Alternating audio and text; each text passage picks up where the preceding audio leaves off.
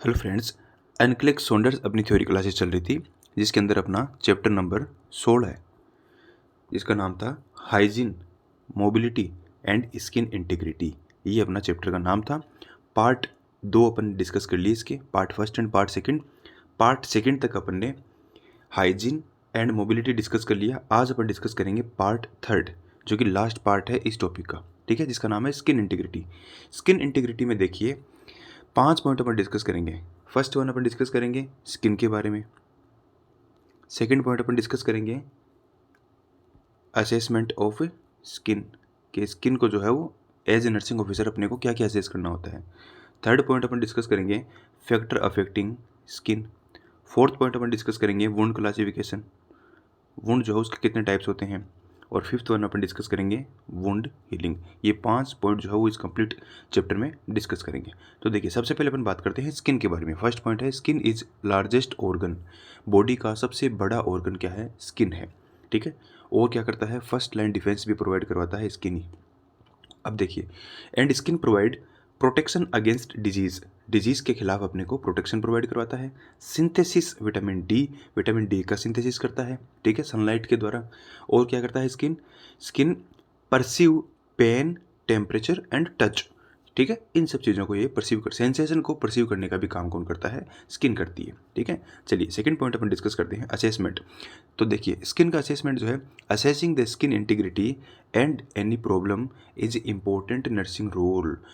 Skin जो है उसको क्या करना चाहिए? एज ए नर्सिंग ऑफिसर अपने को असेसमेंट करना बहुत ज़रूरी होता है। कैसे करेंगे? इंस्पेक्शन के द्वारा, कि कोई लीजन वगैरह है, कोई रेडनेस, कोई चकता, कोई अबनॉर्मलिटी तो नहीं है, ये सब अपने को असेस करना चाहिए।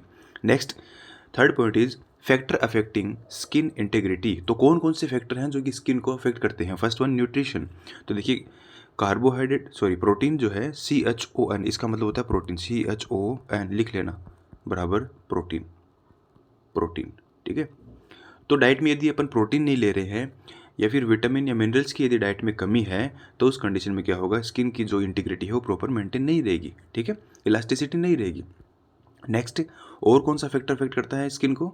Next one is tissue perfusion, tissue perfusion. तो proper O2 needed for any healing, ठीक है। तो बॉडी में कोई भी यदि अबनॉर्मलिटी है, कोई लीजन है, कोई घाव है, तो उसको हीलिंग के लिए प्रॉपर क्या चाहिए? ऑक्सीजन चाहिए होता है, ठीक है। तो इसलिए यदि ऑक्सीजन की कमी हुई बॉडी में, हाइपोक्सिया हुआ, तो भी स्किन इंटीग्रिटी मेंटेन नहीं रहेगी। नेक्स्ट अपन बात करते हैं फैक्टर की, दैट इज इन्फेक्शन। तो साइन ऑफ इन्फेक्शन जो है अपने को ध्यान रखना होता है। इन्फेक्शन की कंडीशन में भी जो स्किन इंटीग्रिटी है वो मेंटेन नहीं रहता है। तो कौन कौन से साइन है इन्फेक्शन के? रेडनेस हो गया, पेन हो गया, फीवर यानी इंक्रीज टेम्परेचर हो गया, स्वेलिंग है, ड्रेनेज है, कोई सिक्रेशन निकल रहा है, ऑडर है, कोई स्मेल आ रही है, बैड स्मेल। तो ये सब चीज़ें जो है वो किसका इंडिकेशन है? इन्फेक्शन का। और इन्फेक्शन की कंडीशन में स्किन का जो इंटीग्रिटी है वो मेंटेन नहीं रह पाएगा, ठीक है। तो ये भी एक फैक्टर हो गया। नेक्स्ट फैक्टर है एज। तो increase age is equal to decrease healing. बढ़ती उम्र के साथ में क्या होता है? हीलिंग जो है वो डिक्रीज हो जाती है, पुअर हो जाती है। नेक्स्ट पॉइंट है immobility.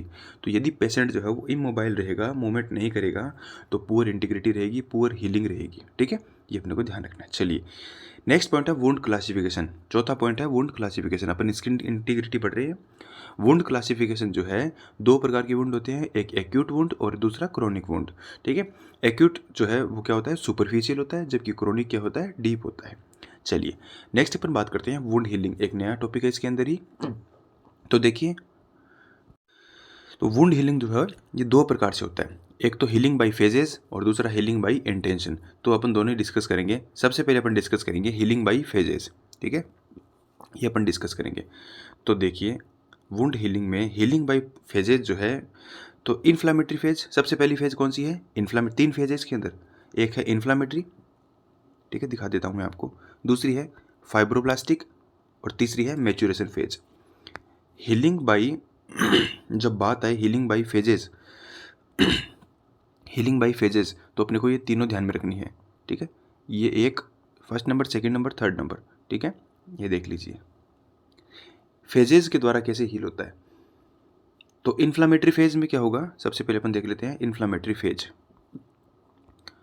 Inflammatory phase, first phase क्या होती है वुंड की?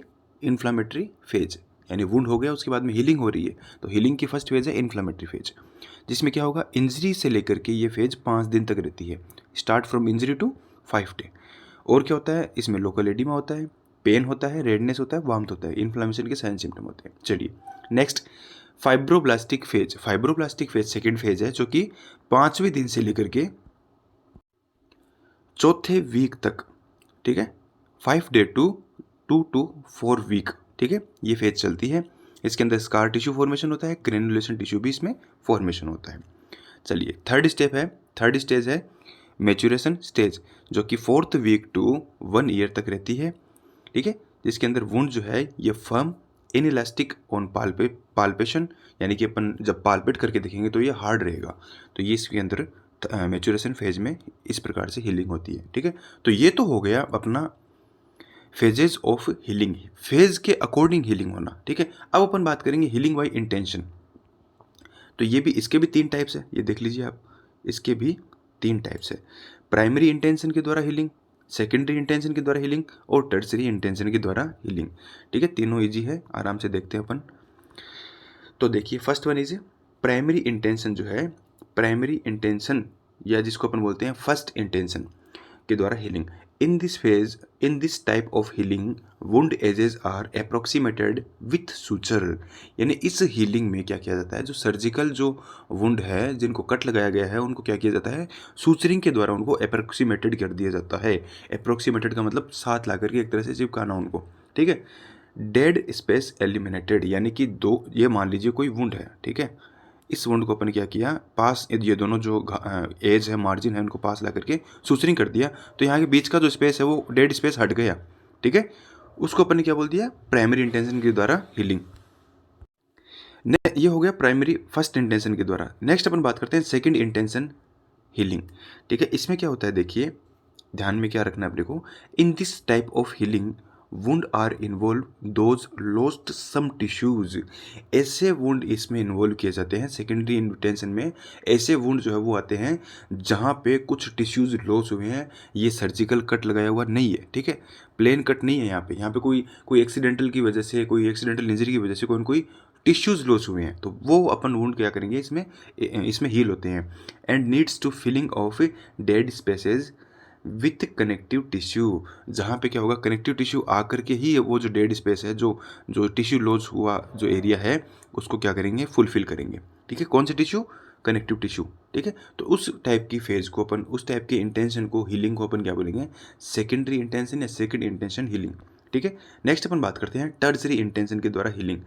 तो in this type of healing या in this type of wound healing that are intentionally left open, जैसे कि अपने को क्या करना है, कोई वुंड ऐसा है, जो घाव ऐसा है जो अपने को क्या करना है, इंटेंशनली ओपन रखना है, ठीक है, जिसको सूचरिंग नहीं कर सकते अपन, ओपन ही रखा जाता है, और साथ ही साथ उसको ड्रेन आउट करके टाइम टू टाइम उसमें से जो पस वगैरह है, सिक्रेशंस वगैरह, वो अपने को बाहर निकालने होते हैं, पैक नहीं करते हैं उस वुंड को।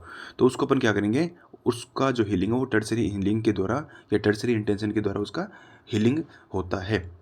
वापस देख लीजिए क्या लैंग्वेज है, in this type of healing wound that are intentionally left open and irrigate timely, और उनको टाइम टू टाइम इरिगेट भी करना होता है, तो उनको अपन किस में रखेंगे, टर्सरी इंटेंशन के हीलिंग में। नेक्स्ट अपन चलते हैं आगे। तो ये अपना कंप्लीट होता है स्किन इंटीग्रिटी। अब देखिए थोड़ा सा एक क्वेश्चन और बनता है, एनक्लेक्स में दिया हुआ इस टॉपिक में, type of exudate from wounds, घाव जो है, जो अपने लीजन जहाँ पे होता है उस पे एक्जुडेट जो है वो कितने प्रकार का हो सकता है, जो निकलने वाला सिक्रीशन है। तो ये 4 प्रकार होते हैं इसके, सभी ने सुना है इसका नाम, और एग्जाम में क्वेश्चन भी बहुत बार बनता है। फर्स्ट वन इज सीरस, ये 4 टर्मिनोलॉजी इंपॉर्टेंट ध्यान में रखना, सीरस, दूसरा सेरोसेंगुइनिस, तीसरा सेंगुइनिस और चौथा पुरलेट। तो सीरस जो सिक्रेशन है ये क्लियर होता है, स्ट्रो कलर होता है और वाटरी होता है, ठीक है, जिसके अंदर आरबीसी जो है, रेड ब्लड सेल्स, वो नहीं होती। सेरोसेंगुइनिस की बात करें तो पेल कलर का होता है, पिंक होता है, वाटरी होता है, ठीक है, पेल होता है क्योंकि इसमें क्या है, सीरम है, इसलिए ये पिंक है, पेल है, ठीक है। सेंगुइनिस की बात करें तो रेड कलर का होता है, जो कि जिसके अंदर आरबीसी होती है और ये इंडिकेट करता है ब्लीडिंग को। और पुरलेट की बात करें तो ये पस येलो कलर का होता है, जिसके अंदर पस सेल्स होती है और ये इन्फेक्शन को इंडिकेट करता है। नेक्स्ट और लास्ट टॉपिक इस चैप्टर का, उसके बाद में ये चैप्टर कंप्लीट है। प्रेशर इंजरी या बेड सोर या डेकोबाइटिस अल्सर। ठीक है, देखिए ईटियोलॉजी क्या रहती है बेड सोर की, shearing force, prolonged bed ridden patient या इस्केमिया। ठीक है, यानी ब्लड के अंदर ऑक्सीजन की कमी या डिक्रीज ब्लड सप्लाई की वजह से क्या हो सकता है, जो स्किन है वहाँ पे लीजन होने लगता है, घाव होने लगता है, जो प्रोमिनेंट एरिया है वहाँ पे। क्लिनिकल फीचर्स की बात कर ले तो स्किन जो इंटीग्रिटी है वो अल्टर्ड हो जाएगी। चलिए अब देखिए स्टेजेस की बात करते हैं अपन। बेड सोर जो है उसके 4 स्टेजेस पाए जाते हैं। First degree ulcer, second degree ulcer, third degree ulcer और फोर्थ डिग्री अल्सर। ठीक है, तो देखिए फर्स्ट डिग्री अल्सर में इन्फ्लामेटरी साइन सिम्टम अपने को मिलेंगे, यानी कि जो स्किन है वो redness, increase temperature, swelling, pain, ये सब अपने को मिलेगा। ठीक है, स्किन यहाँ पे इंटेक्ट रहती है और पेन जो है वो इंक्रीज रहता है।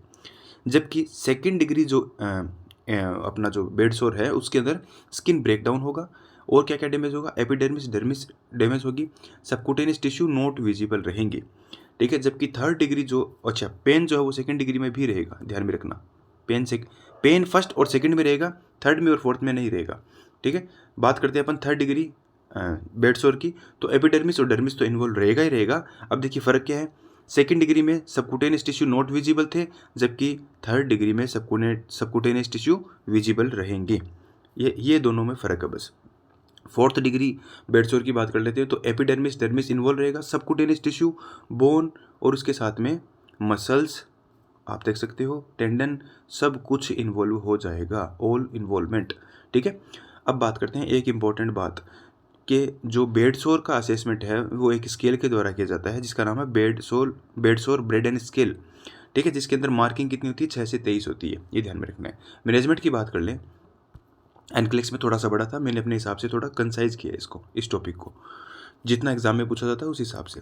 ठीक है, तो डाइट की बात करें तो डाइट जो है increase protein, increase vitamin C, जो कि हीलिंग में मदद करता है।